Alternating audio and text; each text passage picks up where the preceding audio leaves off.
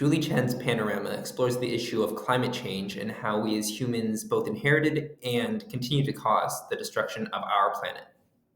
So, starting with the title of Panorama, I think that Julie Chen chose this title for a couple of reasons. First, being when you think of the word panorama, you think of that method of photography where you get a very wide view and you can capture a very wide scene.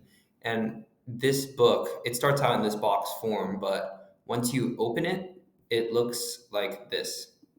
Yeah, it's super wide and like there's a lot of parts that pop up and things like that. So it really feels like you're getting a wide view of every visual that Julie Chen has made for us as viewers. And I think that definitely lends to how massive global warming and climate change is in terms of like an issue. It's an issue to such a large scale, and it's very well depicted by how long and how in your face this book is.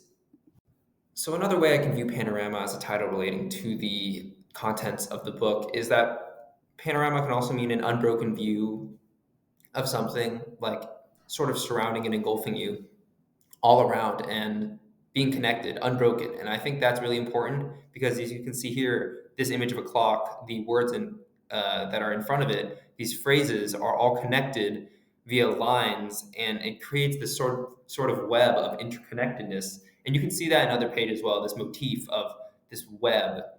And that sort of symbolizes us as humans all being interdependent on one another, and what we're doing and what people have done, what people will do, they're all affecting you, not just across space, but across time. And that big impact further emphasizes the impact that humans have on global warming and how that is just what happens, what we do, not only impacts us, it impacts other people around the world and across time. So you can see how these flaps here really engage a reader interacting and viewing the text, where the entire image and the entire text it's not able to be fully processed unless you flip through all these flaps. And in this case, these flaps are literally like unearthing tectonic plates, and you're literally going through the Earth's crust and viewing the terrible beauty of the currents that are inside and are causing global warming. Along with the flaps, these pop-up structures on many of the pages further engage the reader in viewing this artist book. And a prime example of these pop-up structures you can see here, starting on the left side, listed are countless species that are committed to extinction by 2050. And looking into this almost rabbit hole of layers, you can see just the first thousand, only the first thousand of species that are starting with the letter A and then the first half of the alphabet. And that just shows you, with the comparison on the right of words in a dictionary, how many animals are being lost uh, because of this man-made destruction that has been happening that we are completely ignorant to, and the reality of what we have done. So this last page really, once again, brings back the theme of interconnectedness of us as humans having our actions impact people elsewhere, and not just us and our own survival, but that of others.